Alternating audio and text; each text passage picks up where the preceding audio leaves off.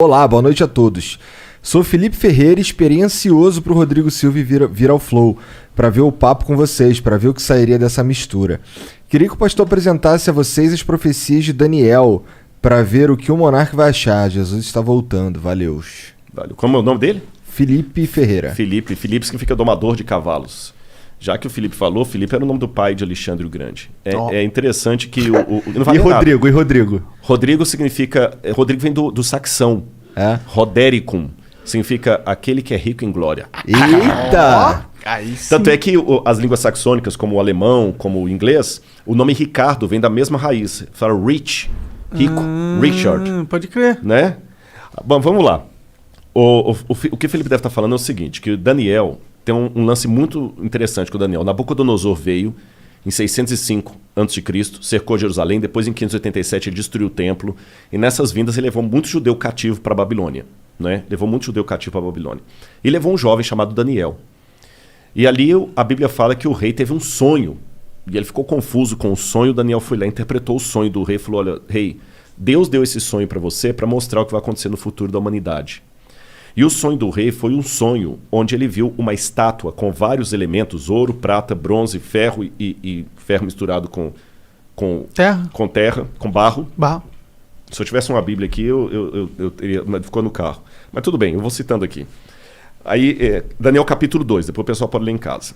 E ele falou assim, o rei falou, foi isso que eu sonhei. Ele falou, pois é, rei, agora eu vou te revelar o sonho. A cabeça de ouro é o teu reino. E o seu reino vai passar. Vai vir um outro reino, que Daniel vai revelar no capítulo 7, chamado Medo-Pérsia, que vai dominar depois do seu. Depois vai vir um outro reino, chamado Grécia. Isso está no capítulo 7. Depois da Grécia vai vir um outro reino. Mas não está na Bíblia assim nominalmente, tá? A Grécia, a Medo-Pérsia e a Babilônia estão. Só dali para diante que não está. Tá. Estão as características. Aí vira uma... Porque o livro da Mas já existia naquela época esses países? Não, 606 a.C. é só a Babilônia. Tinha a Pérsia, mas a Pérsia era um trocinho desse tamanho. Entendi. Você está entendendo? E a Grécia tinha lá no Peloponeso, aquele monte de ilhas lá, nada, né? E o detalhe, um parênteses aqui, que isso aconteceu no capítulo 2 de Daniel. Mas depois no capítulo 7, Deus dá uma visão ao profeta Daniel com essa mesma história, mas com mais detalhes. E depois no capítulo 8, com mais detalhes. Daniel vê monstros, bichos, e Deus vai explicando. Por que Deus fez aquilo? É a maneira de entender, parábola, né? E Deus vai dando detalhes. Aí Deus fala o seguinte, como são as características? Eu estou pegando igual Daniel 2 e 7. A Babilônia vai passar, o reino que virá da Medo-Pérsia, ele será forte por um lado e fraco por outro. Ele terá duas forças. E realmente foi a junção da Média e da Pérsia, Dario e Ciro, que destruíram a Babilônia. Quando fala da Grécia, fala da Grécia de um único rei que ia dominar o mundo, mas ele mesmo se autodestruiria. E quando ele se autodestruísse, na sua força quebrou-se-lhe o poder, 4 reis iam surgir dele. Aí quando você chega no período aí você tem então 606 a.C. a Babilônia. Em 538 a.C. vem a Medo-Pérsia e destrói a Babilônia, igual Daniel falou. Em 331 a.C., Daniel já tinha virado farinha, vem o filho de Filipe, Alexandre o Grande, da Macedônia, e começa a fazer as conquistas gregas. Igual a profecia falou. Entendi. E Alexandre o Grande, ele só ia conquistando e não voltava, conquistando e não voltava. E como é que Alexandre morreu? Ele se autodestruiu praticamente, porque ele morreu em 323 a.C., com 33 anos de idade. Aí tem algumas versões, alguns acham que ele contraiu febre tifoide na Índia, outros acham que ele resolveu beber uma taça de vinho para cada ano da vida dele. Eu sei que na sua força ele se quebrou. O reino de Alexandre não foi dominado externamente por ninguém, ele mesmo morreu. E ele não deixou descendente, porque ele tinha um filho com Roxane que foi morto. E aí, o que aconteceu depois da morte de Alexandre? Lembra a profecia? Depois que esse rei se quebrar, vão vir 4 no lugar dele repartindo o reino. O reino de Alexandre é repartido entre seus 4 generais. Cassandro, Seleuco, Lisímaco e Ptolomeu. Igualzinho a profecia falou, e Daniel já tinha virado farinha aí. Daniel é 606, estou falando em 331 a.C., traz para frente. Aí falou que depois que esses 4 divisão se sugeria, aí viria um reino que dominaria todo mundo com mão de ferro. E ele duraria muito tempo. E vai falando das perversidades. Aí quando você pega quem substituiu ali depois dos 4 Diódoros de Alexandre, Roma. E fala detalhe por detalhe de Roma. Aí quando fala dos pés em ferro com barro, fala o seguinte: esse último reino será o último reino da terra. Ele não será um reino mundial como os anteriores. Assim como ele tinha uma parte em ferro e uma parte em barro, esse reino será um reino dividido entre nações, onde ele terá, por um lado, a força do ferro, por outro lado, a fraqueza do barro. Durante muito tempo, essas nações tentarão se unir por acordos, contratos e casamentos. Mas assim como o ferro não se mistura com o barro, eles não se unirão. Aí quando você continua estudando a história geral, o que acontece em 476 d.C.? Cai o Império Ocidental Romano. E ele é dividido entre as tribos bárbaras que atacaram Roma e que viraram os países da Europa Ocidental hoje. Que durante toda a história da Europa ficou fazendo o quê?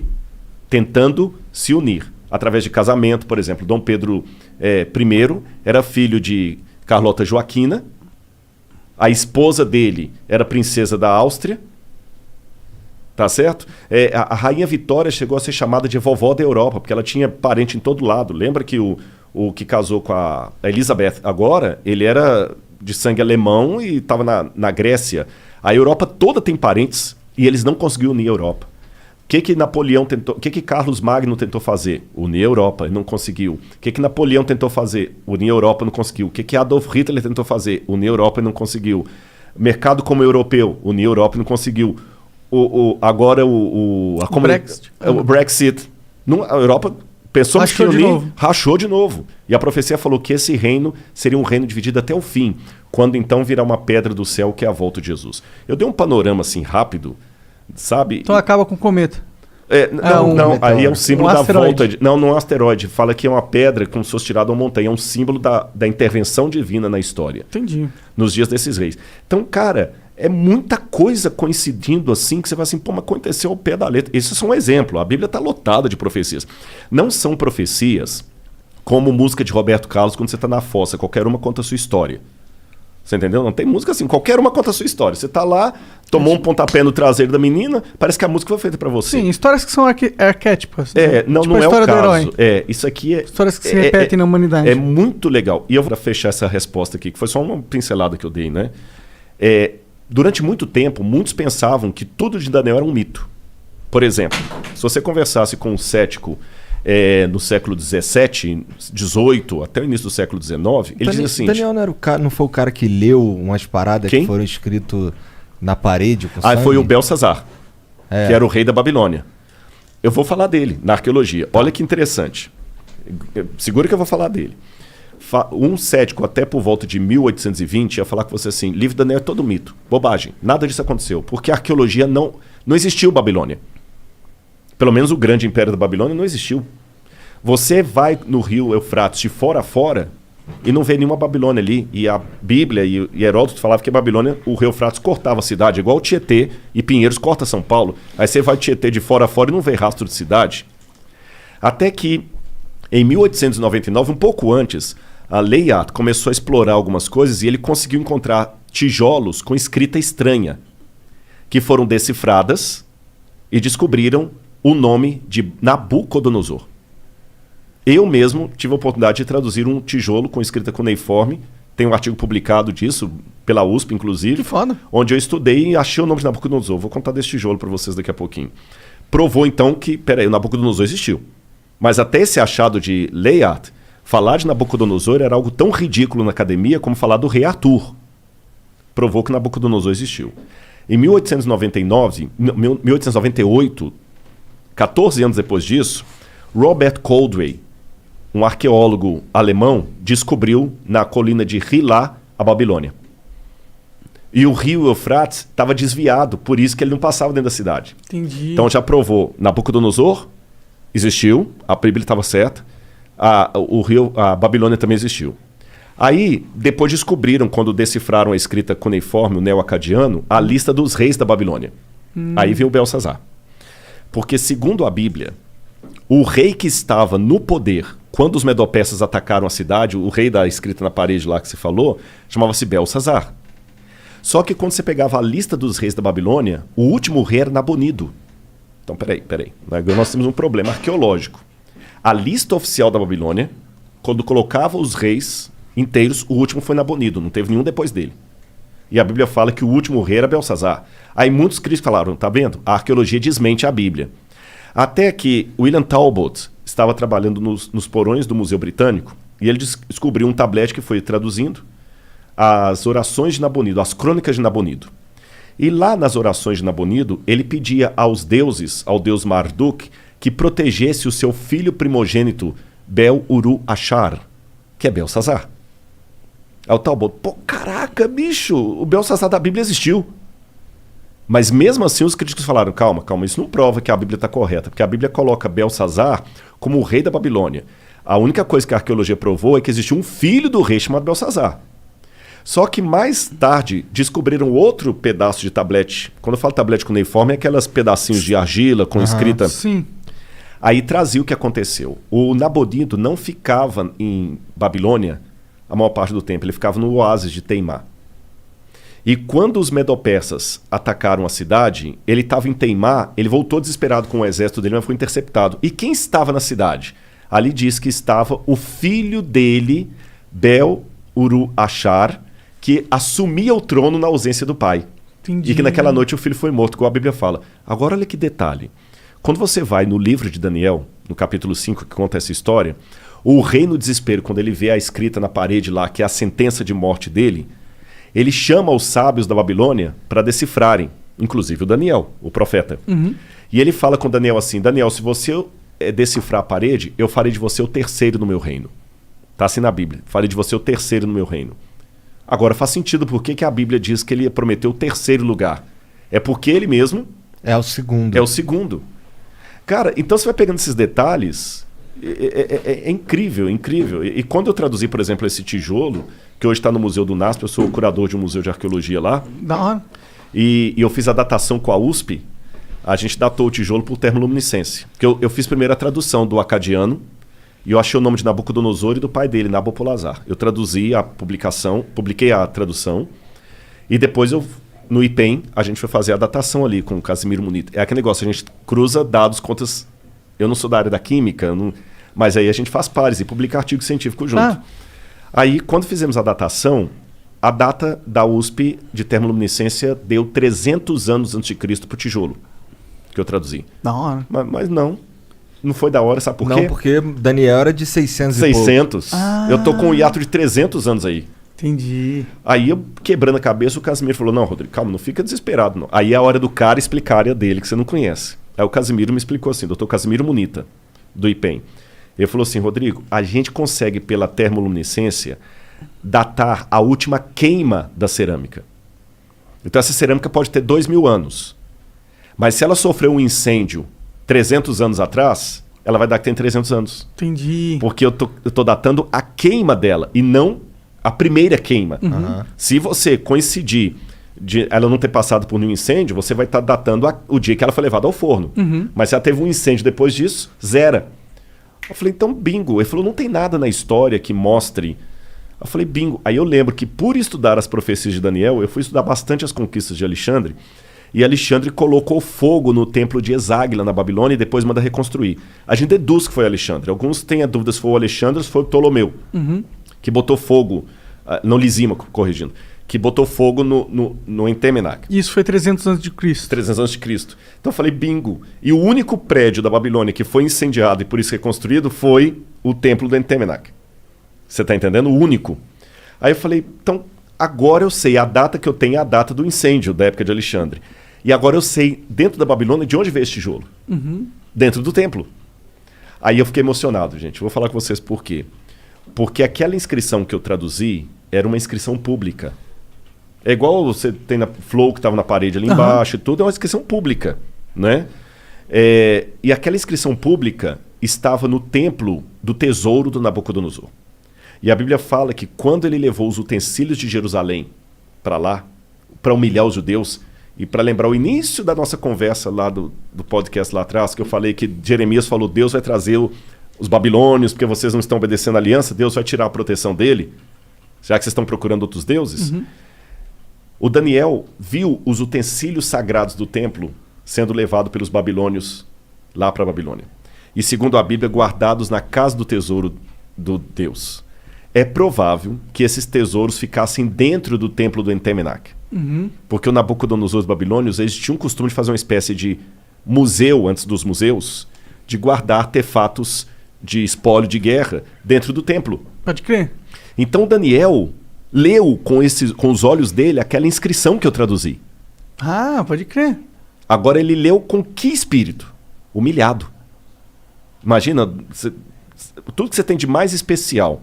Se você for religioso, aquele crucifixo que a sua avó te deu, que fez o catecismo e tudo, sendo colocado lá de qualquer maneira lá...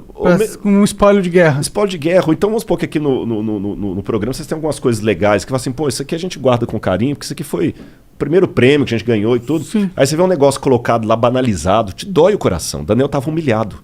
Ele passou na porta do Entemenar e ele viu isso. E ele leu aquela inscrição. Eu sou Nabucodonosor, que foi o que eu traduzi. Rei da Babilônia, provedor dos templos de Esagla e Êxida. Daniel deve ter feito perguntas similares às que eu fiz quando eu estava com a depressão. Onde está Deus? Tem o Salmo 139 que diz: às margens do rio da Babilônia, nós nos assentávamos e chorávamos lembrando de Sião. Aqueles que são mais antigos que eu devem lembrar de uma música antiga, né? On the rivers of Babylon. É uma música dos anos 70, 80, The Rivers of Babylon. Eu não manjo. Mas é uma música legal. Depois o pessoal dá uma gulgada, eles vão achar. E essa música fala desse salmo que os judeus compuseram. Mas foi uma música pop, foi uma música de rock. A dor deles por estarem na Babilônia. No salmo fala assim, os que nos levaram presos pediram que nós cantássemos alguma música da nossa cidade, da nossa pátria. Mas como nós podemos cantar a música da terra com o nosso templo destruído? Então Daniel estava arrasado, igual eu estava lá no Cevisa. Daniel leu aquela inscrição como um símbolo de humilhação. 2.600 anos se passaram. Aquela inscrição, por um golpe de sorte, não sei, entre aspas, foi encontrada por um brasileiro lá no Iraque, quando trabalhava na Mendes Júnior em construção civil. Olha lá. Esse brasileiro ia passear nas ruínas lá, e via aquele monte de pedra, fez amizade com um soldado lá, futebol, Pelé. Cara, deixa eu levar um souvenir pro Brasil. Pega o que você quiser. E ele escolheu, no meio do monte de monturo lá, esse tijolo, porque tinha uns desenhos legais. Chegou no Brasil e falou: o que eu vou fazer com isso? Vou jogar isso fora. Aí a mulher dele falou o seguinte: não joga fora não. Doa isso pro professor Paulo Barbosa. Ele é professor da escola adventista lá, de história. Ele pode usar, que doou. Esse professor Paulo ficou com essa pedra uns 30 e tantos anos. Ele até morreu, esse professor. Quando foi um dia, ele foi visitar o museu do NASP.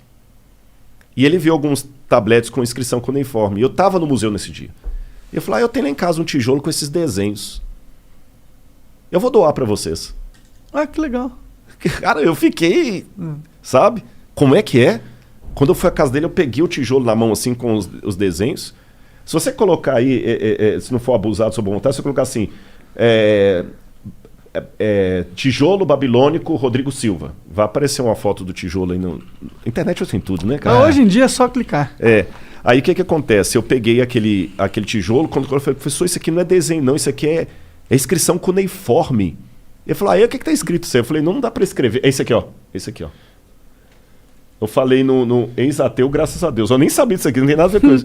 Um ex-ateu Blogspot. Eu nem sei quem é, viu? Mas esse tijolo aqui, ó. Esse aqui, ó. Ali, eu não sei se o pessoal de casa vai ficar tão nítido das fotos, que às vezes não dá, né? Não, mas ele sabe que a gente pesquisou. Pesquisou, né? Então ali aquela primeira... Parece um asterisco. Parece. Se lê Dingir em acadiano. Dingir. Dingir é um epíteto de um nome divino, mas ao mesmo tempo como o nome de um rei, logo em seguida. Aí você tem essa língua silábica, ela não é alfabética. Aí você lê Dingir, Nabucodonosor, Lugal. Lugal é rei em acadiano. Bom, antes de entrar na tradução, eu lembro que quando ele colocou o tijolo no meu colo, falando que era desenho, eu falei: professor, isso aqui não é desenho, isso aqui é escrita. Aí ele falou assim: então lê para mim o que ele tá falando. Não dá para ler igual você lê a Folha de São Paulo. Pô, não... eu leio isso aí, mas eu não sou professor de acadiano. É que quando você faz arqueologia, a gente estuda um pouco de egípcio, acadiano. Aí tu sabe o que é e daí tu leva mas exatamente. Aí você vai pesquisando, vai traduzindo aos poucos. E tem muita língua que você até estudou, mas se você não tá falando, você esquece. Tem muita coisa que eu esqueci. Egípcio, eu ainda dei aula de egípcio na faculdade, mas acadiano eu nunca lecionei. Mas eu falei: mas eu posso decifrar. Pô, aí peguei meus dicionários lá, meus léxicos e tudo, e consegui decifrar. Então ali tá: eu sou Nabucodonosor, Lugal, rei, de Acadê, Babilônia, rei da Babilônia, provedor na segunda linha dos templos de Êxida e Eságila, que é justamente o outro nome do Entemenac, aqueles templos lá. E embaixo fala filho, aí tá borrado, porque quando eu fiz a tradução, eu mandei para professores de Harvard, da Andrews, de Budapeste, que são realmente, os caras são os bocas em acadiano, para ver se eu não fiz bobagem, né? E eles confirmaram. E um professor de Budapeste acredita que onde está borrado aqui, que eu não consegui traduzir, seria filho primogênito de Nabopolassar Lugal Acadê, rei da Babilônia. E esse símbolo aqui é igual aquele lá, não? Só que aqui você lê Acadê. Lá é Dinger, aqui é Acadê. Você entendeu que é o nome da cidade. É porque o sumeriano ele traz os símbolos e dependendo de onde está ali na frase, a sílaba é outra. Que viagem. Deve ser um inferno ler isso. Não mas é legal. Aí eu sei que eu peguei o tijolo, traduzi, publiquei, porque a gente tem um negócio chamado currículo Lattes, que você precisa de vez em quando botar o...